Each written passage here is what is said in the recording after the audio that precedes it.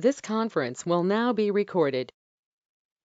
Hi, good afternoon, everyone. Thank you for joining us. I'm really excited to have our guest here today is John Pulley. John, you want to say hello? Hi, everybody. How are y'all today? We're good. John and I had the opportunity to see John tell a little bit of his story last year at a conference that Tina and I attended on sex trafficking, and then just kind of out of the blue gave him a call and asked him if he would share his story with some of folks here in our area. So John, I'm really happy to have you here today. I'm going to kind of let you go through your bio, tell people a little bit about yourself, and really we kind of want to hear your story today. We will absolutely be taking questions. If anybody would like to ask questions, just type them in your chat, and we will get to those throughout the interview. So John, I'm going to turn it over to you. Perfect. Thank you. I'm very glad to be here. And I'm working at an anti-trafficking nonprofit called Fierce Freedom. We're based out of Eau Claire, Wisconsin.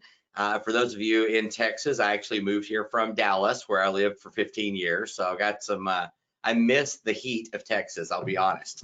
So I work here, and then I also speak on demand, different conferences around the country. I also co-founded a nonprofit with several of my friends called Man Alive Expedition, which is a weekend setting for men where we kind of unplug from the world and just sit back for a minute. We're trying to go after the hearts of men. It's based on a book done by John Eldredge called Wild at Heart. So we actually got one coming up in Texas next month. So we've got, those are the primary things that I work in and avenues that I work in. I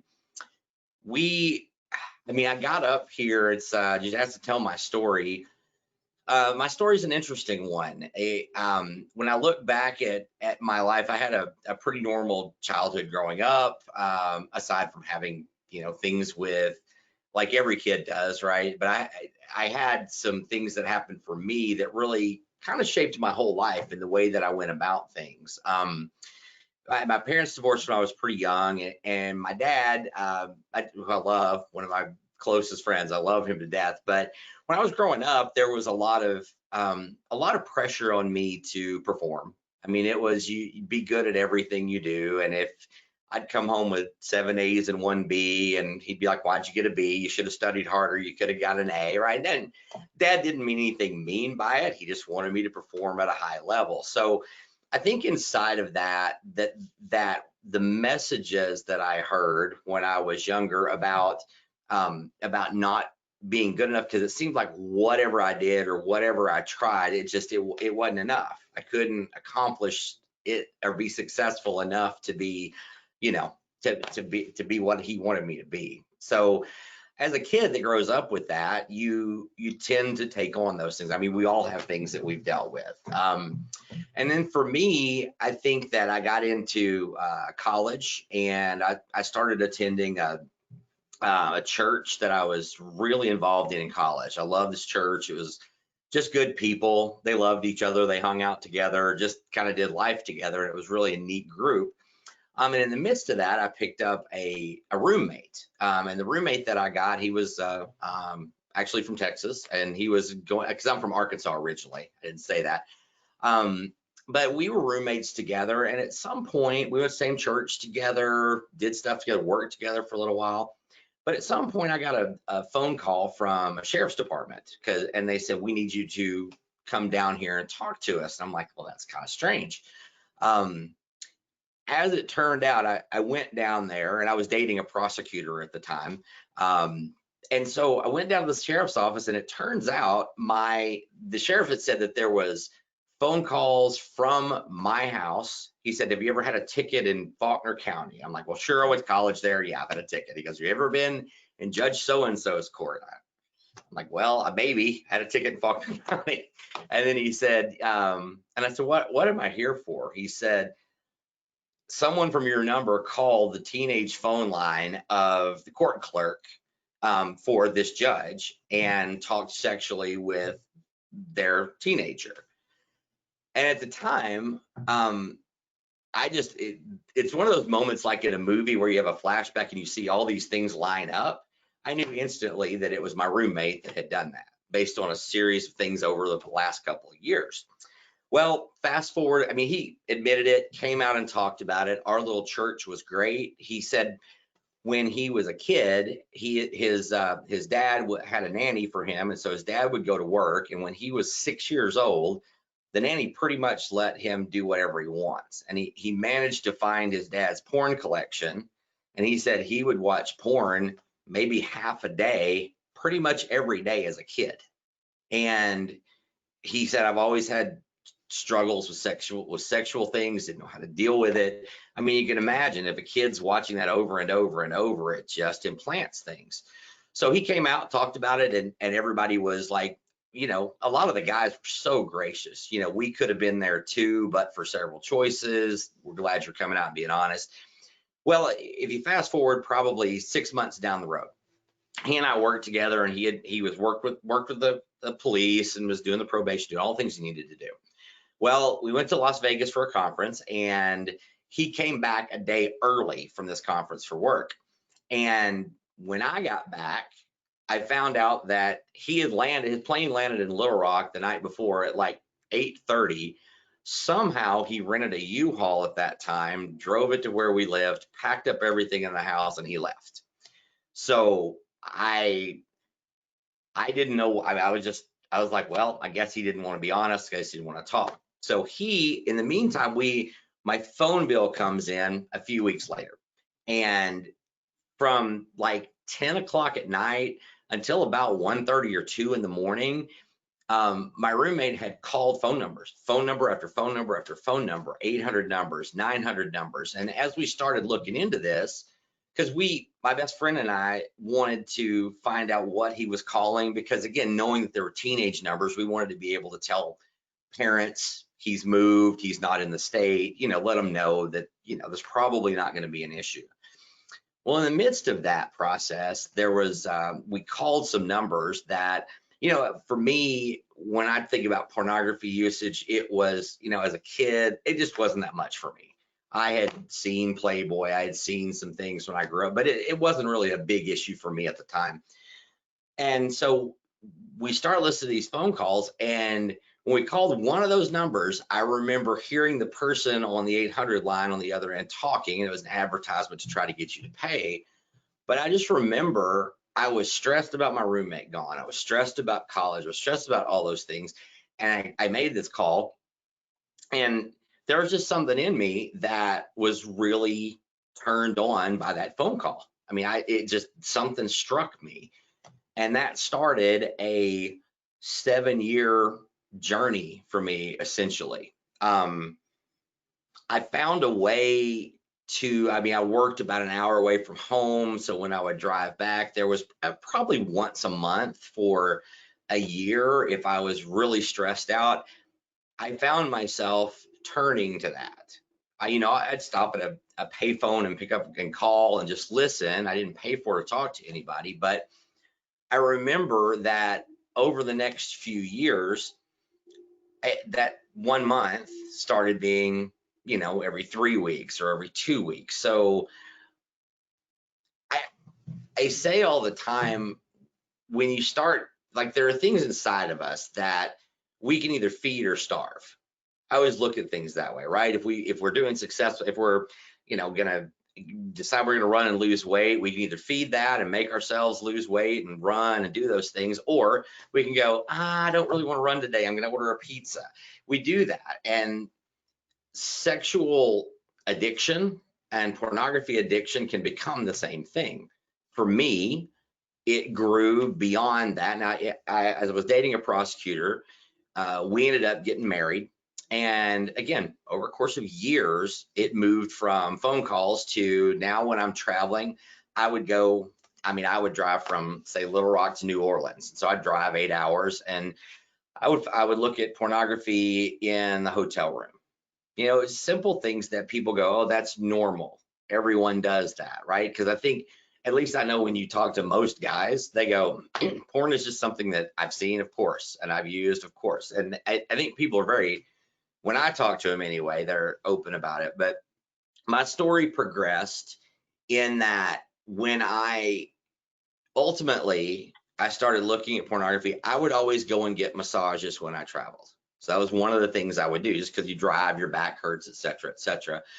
And I remember that I had been for, 3 to 4 years, I had gotten to the point where every time I traveled, I looked forward to traveling because I would watch porn in the hotel. It turned into, well, I'm out of town. I've looked at this. Maybe I'll just go to a strip club.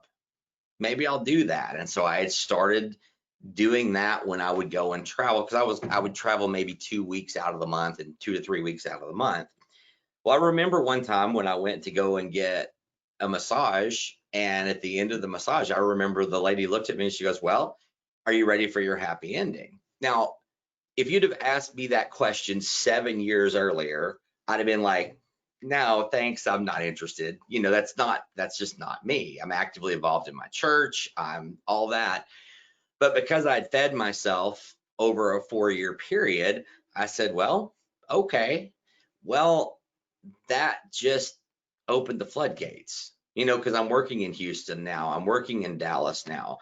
Once I found that was a thing, I would search out, an Asian massage parlor in Houston, because I mean, there are massage places you can go to, right? So for me, all I know is my marriage had struggled. And by the way, don't blame her at all. All this is me. I chose everything I did. My marriage had struggled, and I felt like my church had broken up and fallen apart. My marriage was really struggling. And I went back to the things, as I've done all this work, I've realized that the things where I felt like I wasn't good enough, I had just reached a point where I'd given up completely. Because the porn had become such an addiction for me personally, it drove me to become a sex addict. So I started seeking those things out. I got tired of going to places. I started, I would go try to look for prostitutes when I was in an area. I would, there's lots of things that went down, but I got bored because I had to, and this has been explained so many times, I had to continue feeding the addiction with more and more to get the same dopamine hit, to get the same level. So I decided I wanted to start meeting with random people online. So I'd go in chat rooms and meet with people. And I didn't realize this until later. But what happened is over time, when I first started, I was in my 30s. I would meet up with somebody that was 30, or 32. Well, then I went to meet with somebody that was 27. And then I met 25, 21, right? 19, 18. And by the way, none of this am I proud of, but it's my story, and it's what happened. And I think it's important for people to hear the story, because I'm not the only one out there dealing with this. Absolutely. So for me, it all came crashing down when I went to meet with somebody. And fortunately for me, the first time that I went to try to meet with someone underage, I attempted to go meet with a 15-year-old girl. And it was fortunate for me that when I showed up at the place where we were going to meet in Garland, Texas, it was a police sting and I got arrested. So I lied to everybody for 2 years. I did, there's all these things that I did, but for me, I just hit rock bottom. I mean, clearly I lost my job. My job was selling marching band uniforms to high schools and colleges. My marriage, I got convicted. It was a chat room, so there's no arguing what I asked for. There's no arguing those things. So the reason I tell that story is because I think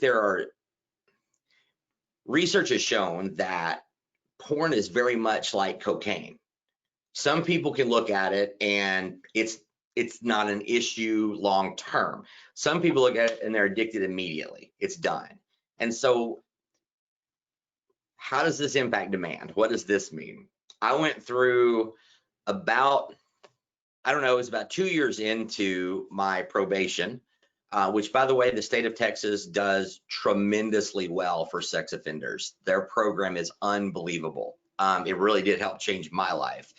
But one of my guys had invited me to come to an event like the ones we put on now, and I fought him tooth and nail. I was mad at God. I was mad at the world. How could this happen? I'm divorced. I'm blaming God. Well, how could you do this? Because I loved you, and I did love God. It wasn't a fake relationship. I just got addicted to porn and stayed there and didn't tell anybody. So he invites me to this camp, and I'm like, I fought him when he's like, you got to come. So he paid for it, but he also paid for 6 other guys and himself. He spent like $3,000 for us to all go because he went to one. And for 3 weeks, I remember for 3 weeks, and I said, God, I don't know where the hell you've been in my life for the last 10 years, but I need to hear from you or I'm done. I don't want to hear from a preacher. I don't want to hear from some song. I need to know you're in my life and you give a damn about me or I'm finished, right? Which, looking back, I'm certain the creator of the universe was clearly intimidated over this. So I show up at this thing. They do their first session, and we go out and sit with the group. Just to give you an idea of where I was, the little facilitator, there were 4 of us in the group, and he goes, so what do you guys expect from this weekend? I said, I'll go first. I don't expect a damn thing. Nothing's happened in my life. Why should I? He goes, you're in the perfect place. This is right where you should be. And I'm like, thanks God you sent me to be with morons. As it turns out, what I started on the path of learning that weekend was I did hear from God. It wasn't an audible voice, but there came an understanding inside of my own heart that I'm loved as I am and not as I'm supposed to be.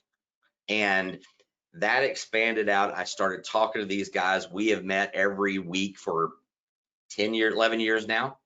We decided we wanted to do life together, which has been a salvation for me, because now when I look at porn, they go, if I say that I do, because again, I haven't kicked it yet. That's the other thing that I like to say. I haven't kicked it yet. It's more habituated than, like, I don't sit and dream about it all day. When it happens, I'm hungry, I'm angry, I'm lonely, all that kind of stuff. But when I talk to the guys, they don't go, have you read your Bible? Have you prayed 7 days this week? Have you fasted? They go, what's going on in your life? Are you lonely because you just moved from Texas to Wisconsin? All those sorts of things. So I finally got the opportunity. I know, my goodness, this goes fast. I finally had the opportunity 2 years ago, through a crazy series of circumstances. I got invited to speak at Shared Hope International's conference. They did a faith conference, and they wanted me to tell my story. And so when I went to this conference, what happened when I spoke, I didn't have an agenda. I just went with an open heart. I'm like, I'm going to tell my story. I'm going to listen. I listened to stories of survivors. I listened to stories of the things that men and women both went through from a trafficking side. And for the first time in my life, I was able to make a connection between pornography, strip clubs, prostituted women. I made the connection that even though I had no clue I was doing it, I contributed to the slavery of people. And from that meeting, I met Jenny Almquist and the team here at Fierce Freedom. They had me back to speak here a couple of years ago, and next thing I know, here I am fighting human trafficking, because I couldn't shake that it wasn't just that I had ruined my marriage and those things. It was that I had contributed to trafficking. So I'm trying to speak out as much as I can about that. And that's the short version of my whole journey and why we're here today. Well, I appreciate you, talking about that. I think it's, you said it's not something you're proud of. And I know that often people don't want to talk about their addiction to pornography or, any sexual addictions. And it's becoming more prevalent among women as well. So it's not just a male issue. Right. We need, do you think that we can do a better job of, like, loving people where they are in that situation and making it a safe place for them to come out and talk about it? Because I think that the shame is what keeps them there. Absolutely. No, it's absolutely the shame, the condemnation. And if you're truly an addict, you go, there's 4 core beliefs of an addict, but number 1 is I am a bad, unworthy person. That's the number 1 core belief of a sex addict. You have issues, but I'm broken. And I think the one factor that I think is the most important for people, and this is the hardest thing, anybody that has loved or had an addict in your family, you know this. They're the people that need the most love that you can possibly give them. And they're also the ones that are going to fall and mess up and screw up something that you did to help them over and over. And I think, in my opinion, I think the best thing we can do, we've got to start talking to people about the core issues. We can talk about the pornography, but pornography and whether or not I looked at it can become its own kind of idol. How are you doing? Well, I'm doing great. I haven't looked at porn in 2 weeks. How are you doing? I'm doing terrible. I've looked at porn this week. And I go, that has nothing to do with the understanding that you are loved as a human being, period, as you are and not as you're supposed to be. And that is where I think until people get that in their own hearts, until we figure out how to live that way with each other and show grace to each other, because the addicts need grace, even people that are struggling with it. That I think the biggest thing for men and women too. I mean, I would agree with that. I mean, women, I think it was 30, I think the numbers were 30%, for like 30% more women looked at porn last year on Pornhub. They put out their stats every year. I think we've got to find a way to talk about it that is not shaming and that is not as condemning. And when you're in a relationship with somebody that struggles with it, that's a lot harder. However, churches have done a miserable job of hey, you got a porn addiction, you know what, I'll pray for you. And you turn and you walk away and you never do a damn thing about it. You don't ever pray. This is an issue. We need to be able to talk about the things we're uncomfortable about. Why is human trafficking not known about by more people? They don't want to talk about the darkness of it and how deep it goes. And so with men and with churches, I go, we've got to find a way to not put porn in some shame-filled, we can't talk about it category. And we've got to be able to come out and go, hey, I'm dealing with this issue, and not have everybody try to religious you to death or Right. ignore you. So I don't know if that's helpful. That's just really what I feel. We've got to get to that place somehow. I agree. It's tricky in the church. I know anytime I'm invited to talk about a church, I talk to a church, I do connect pornography to human trafficking, because I mean, it's really kind of the root of it. I mean, of course, it helps to create the demand. Victims are used Right. to make pornography. It's kind of in the core of it. And so I don't think that we can, and churches want to help with human trafficking. Yep. But we got to also help, in that same space with the porn. What do you think, we have the obscenity laws that are on the federal level that are not being enforced when it comes to pornography, and it's hardcore pornography is illegal, and streaming it is illegal, and there's all of these laws that are on the books that are not being enforced. Mm-hmm. What can we do to bring that to the forefront of our legislators? Well, that's an interesting question, because we had one of the state senators came by our office, was asking some questions of us. And I said, before, no, when it was state senator, it was his aide. He said he wants to come see you guys. And so I said, before you leave, I got to bring up something. So he asked his questions. But at the end, I said, I need to talk to you about something. I said, I need to talk to you about pornography. I need to talk to you about legislation. And when I told him my story, and I said, here's the deal, I'm a registered sex offender, and I'm out here fighting tooth and nail to try to stop this from happening to anybody else. If I can do that, you've got to figure out a way to do that, because you're the one that needs to protect children. And I'll just say it, the reason we have that issue is because you've got so many people that are higher up in power that are the ones that are using massage parlors and that are having prostitutes and that are looking at pornography. And until we can, it's like trafficking. We have to just keep saying it over and over and over. And I think for the legislative I look at the things like, you got Exodus Cry calling for Pornhub to get shut down, right?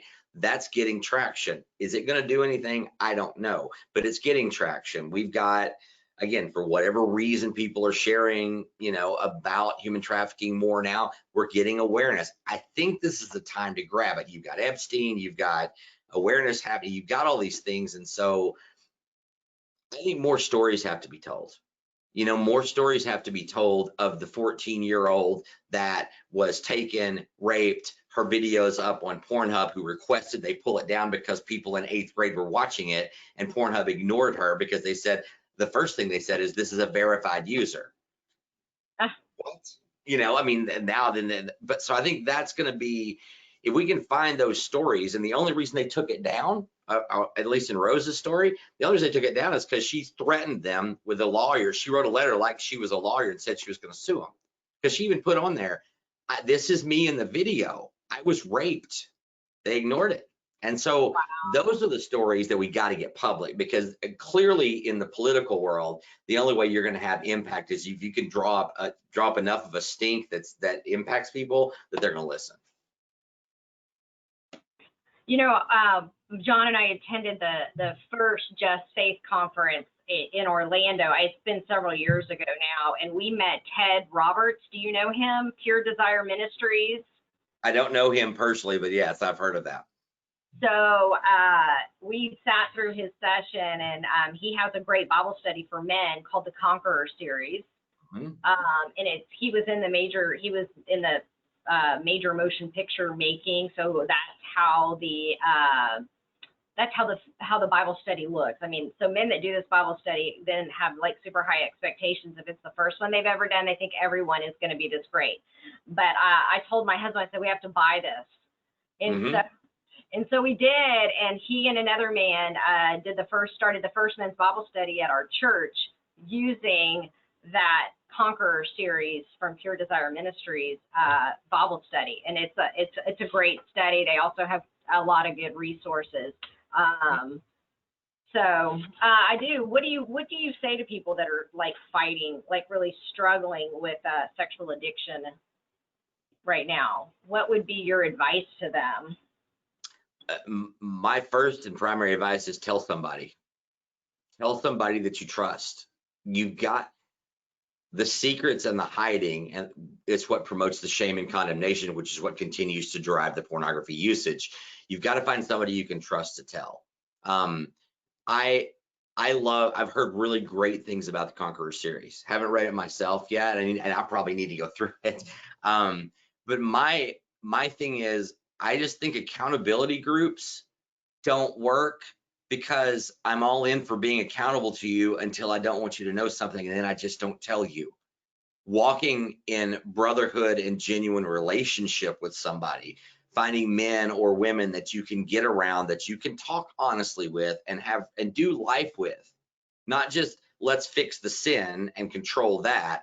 Let's do life together, and they'll know when you're struggling. My guys know me well enough now after 10 years. I don't have to tell them when I'm not doing well. They go, hey, what's going on? Right? They know. And I think that's the part that's missing in so much of this, is we try to manage sin or manage behavior instead of getting to the heart and getting the root issue and learning to open up as people. So again, those things are good. I think it's good to sometimes put those barriers in to help us stay on the road, right? But I encourage guys to tell somebody. Find people that you can be on, and it's not going to be a huge group of people. You can't go and to do that with 20 or 30 people. You need to find a small group that you can really get to know and not just go confess to, if that makes sense. Right. Yeah, absolutely. We're almost out of time, and if anybody has any questions, just like I said, type them in the chat. But I did, when you were talking a little bit about, when you're talking to guys and they're like, well, of course I've looked at porn, and yeah, it's just kind of, yeah, it's a little bit of my life, or it's a big part of my life, whatever part of the life there is. It's almost like it's so socially accepted now that it's disheartening. And I don't know what we can do about it. I know that it was really interesting. I had an opportunity to speak to a group of students at the Texas A&M University here in Corpus. Nice. And I connected pornography to sex trafficking. And at the end of my presentation, this guy came up to me and he said, well, you said, why do you think all porn is bad? And I said, well, that's not what I said. Right. However, it is what I think, but it's not what I said. And I said, well, did you ever think that those girls that are in those videos are being forced to do what they're doing? And it was just like this light bulb went off in his head. Right. It was something he had never considered. I said, so now when you're watching pornography, you're actually contributing to sex trafficking, because a lot of time the people in those videos are being forced and are being trafficked. And it was just like, wow, you know, this guy that was all about social justice and ending sex trafficking but didn't want to give up his porn was kind of looking at it a different way. And I just, you know, any other way we can kind of get that message out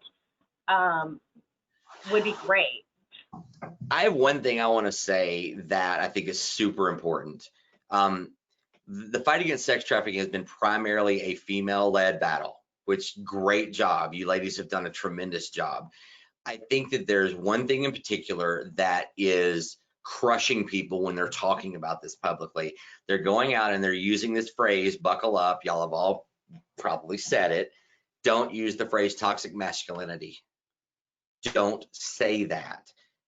Find a different way to say it. And we've learned this here. I've taught, you know, the ladies here that teach and do this. I said, men are not inspired by telling them what they already know they're doing wrong. Men will be inspired by painting a picture of who they could be. I know there are men in this audience that want to be the protector of their wife. I know there are men in this audience that want to protect children and that want to make sure that women are not being raped on a repeated basis. Let's tell you the story of this thing that happened on Pornhub. That is calling a man up and getting him to go, I do want to be that. When you said that about, did you think about these women being forced into it? That triggered the best part of him. It didn't trigger the shame of you're objectifying women and you're causing this and you're doing that. It was, this is who I don't want that to be true. So I just say that to the women that are speaking. I think that's something you got to be very, very cautious in. Very cautious. If you want men to join the fight, and if you want men to show up for dinner, you got to take them off the menu. Yeah, I agree. I don't think we've ever used that term here. As a matter of fact, I've never heard it before. But I do think it's super important to not use those tactics, because you're right. We absolutely need more men in the fight. I think more men want to get in the fight, but just don't quite know how to. So we are really excited about you know, joining up with the Epic Project and having that start here. We already have at least a dozen men signed up for it, maybe 13. And so we're excited to get that going. Maybe Tina could put a link in there to the Epic Project or Sept, Texas. So we're super excited about that as well. Can I say something about that real quick? Sure, absolutely. I know we're out of time. I'll be very quick.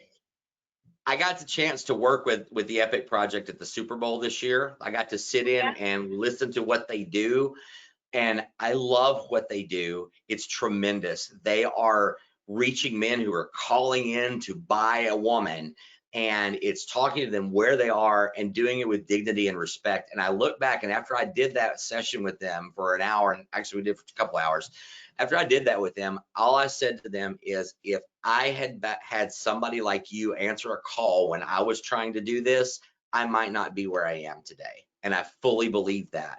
They treated me with respect, with everybody they talked with respect and dignity. I think it's going to be tremendous, because the other thing it does is it kind of calls the BS. You know, well, this is the first time I've ever done that. No, you've actually called in 5 other times. We've got this documented. Here's the dates and times.